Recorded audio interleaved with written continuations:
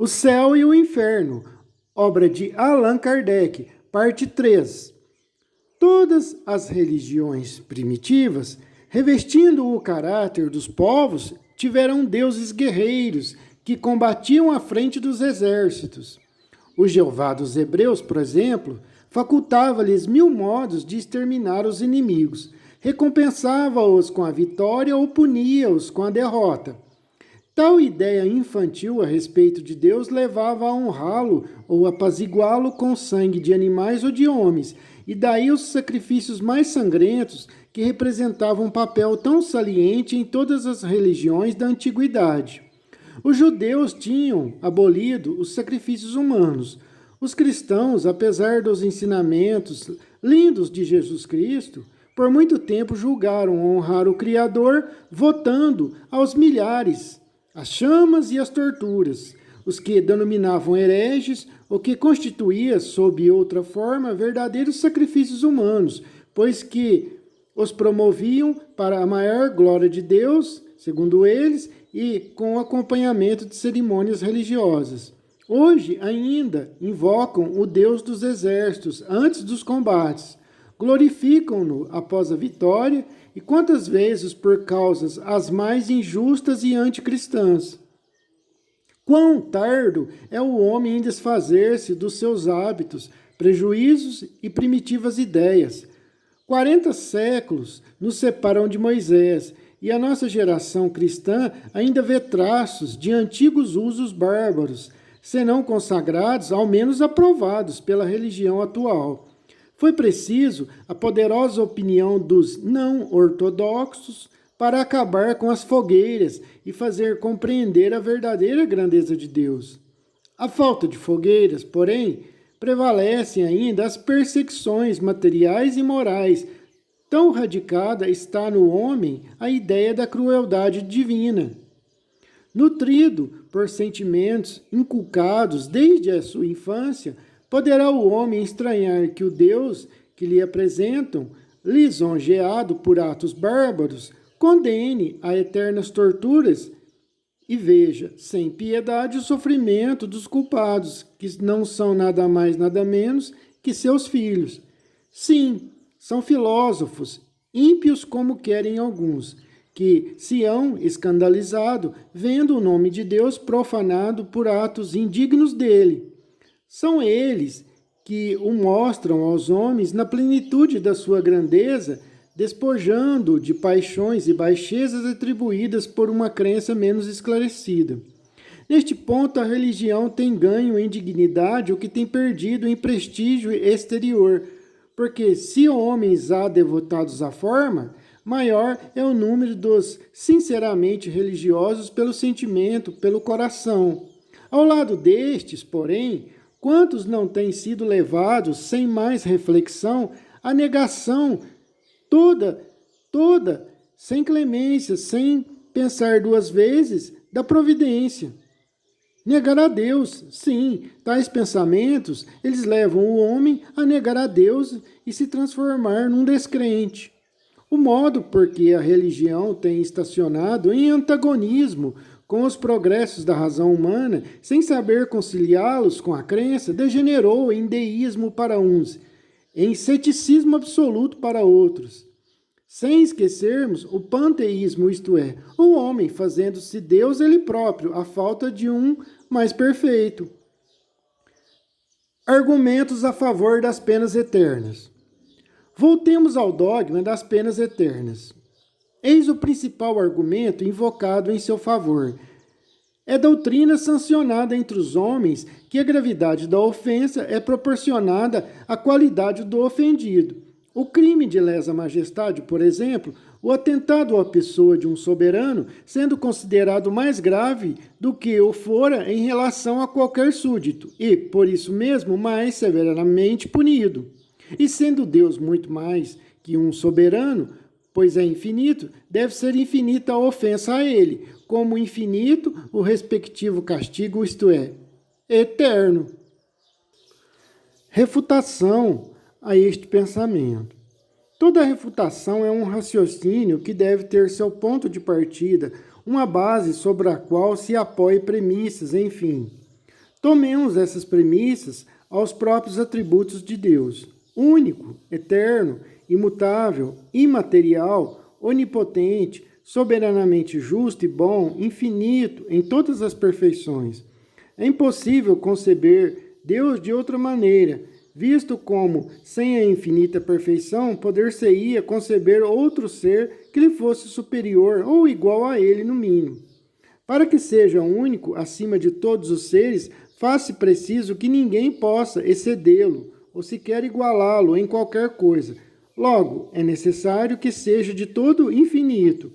E porque são infinitos, os atributos divinos não sofrem aumento nem diminuição, sem o que não seriam infinitos, e Deus perfeito tampouco. Se se tirasse a menor parcela de um só dos seus atributos, não haveria mais Deus, por isso que poderia coexistir um ser mais perfeito ou igual a ele. O infinito de uma qualidade exclui a possibilidade de outra qualidade contrária, que pudesse diminuí-la ou anulá-la. Um ser infinitamente bom não pode ter a menor parcela de maldade, nem o ser infinitamente mau pode ter a menor parcela de bondade. Assim também, um objeto não seria de um negro absoluto com a mais leve nuance de branco e vice-versa. Estabelecido este ponto de partida, operemos aos argumentos supra os seguintes. Só um ser infinito pode fazer algo infinito. O homem infinito, nas virtudes, nos conhecimentos, no poderio, nas aptidões e na existência terrestre, não pode produzir senão coisas finitas e limitadas.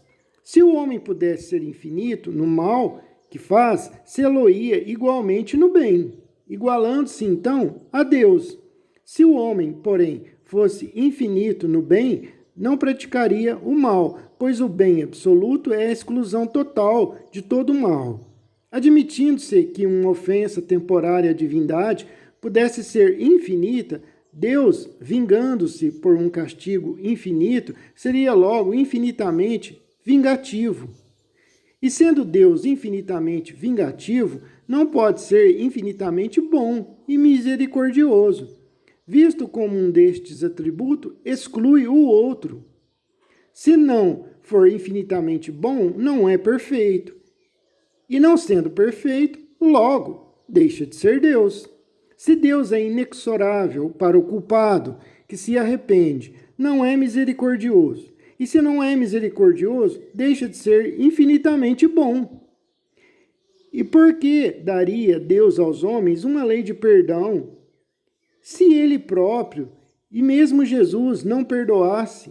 Jesus disse: perdoarás 70 vezes, 7 vezes, Pedro, perdoarás ao infinito. Jesus, Deus nos recomenda ao perdão. Eles que são perfeitos e nós que somos falhos, cheios de defeitos, se errarmos, mereceremos penas eternas? Tem cabimento tal ideia?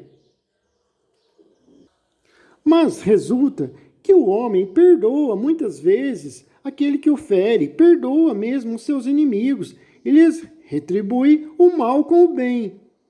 Então, por esta lógica, seria o homem melhor que Deus, melhor que Jesus? Estes, por sua vez, nesta lógica, indo por esta crença, são surdos ao arrependimento dos que o ofendem, negando-lhes por todo sempre, por toda a eternidade, o mais ligeiro carinho e o perdão. Achando-se em toda parte Deus e tudo vendo, deve vir também, logicamente, as torturas dos condenados. E se ele se conserva insensível aos gemidos dos seus filhos por toda a eternidade, será eternamente impiedoso, logicamente. Ora, sem piedade não há bondade infinita. A isto se responde alguns que o pecador arrependido antes da morte tem a misericórdia de Deus e que mesmo o maior culpado pode receber essa graça, mas somente antes da morte. Quanto a isto, não há dúvida e compreende-se que Deus só perdoe ao arrependido, mantendo-se totalmente inflexível para com os obstinados. Mas se ele é todo misericordioso para a alma arrependida antes da morte, por que deixaria de ser para quem se arrependesse depois da morte? Porque a eficácia do arrependimento só durante a vida material terrena, que é um breve instante, e não na eternidade que não tem fim. Circunscrita a um dado tempo, a bondade e misericórdia divinas teriam limites, e Deus logo não seria infinitamente bom. Deus é soberanamente justo. A soberana justiça não é inexorável, portanto, absolutamente não, nem leva a complacência ao ponto de deixar impunes todas as faltas, também não. Ao contrário, pondera rigorosamente o bem e o mal, recompensando um e punindo o outro equitativamente e proporcionalmente, sem se enganar jamais na aplicação das punições. Se por uma falta passageira, resultante sempre da natureza imperfeita do homem, somos imperfeitos, e muitas vezes do meio em que ele vive, que ele nasceu, a alma pode ser castigada eternamente, sem esperança de clemência alguma ou de perdão. Não há proporção entre a falta e o castigo, não há justiça. Reconciliando-se com Deus, arrependendo-se, pedindo para reparar o mal praticado, o culpado deve subsistir para o bem, para os bons sentimentos. Se, porém, o castigo é irrevogável, esta subsistência para o bem não frutifica, e um bem não considerado significa injustiça. Entre os homens, o condenado que se corrige tem por comutada e às vezes mesmo perdoada a sua pena, e assim haveria mais equidade na justiça humana do que na divina? Se a pena é irrevogável, inútil será o arrependimento, e o culpado, nada tendo a esperar de sua correção, persiste no mal, de modo que Deus não só o condena a sofrer perpetuamente, mas ainda a permanecer no mal por toda a eternidade. Nisso não há nem bondade nem justiça.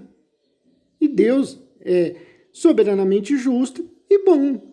Sendo em tudo infinito, Deus deve abranger o passado e o futuro. Deve saber claramente, ao criar uma alma, se ela virá a falir, asaz gravemente, para ser eternamente condenada.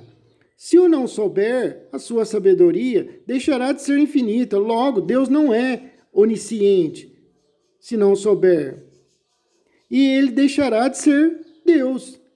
Deus, sabendo, cria voluntariamente uma alma, desde logo votada ao eterno suplício, e nesse caso, deixa de ser bom. Uma vez que Deus pode conferir a graça ao pecador arrependido, tirando-o do inferno, deixam de existir penas eternas, e o juízo dos homens está revogado.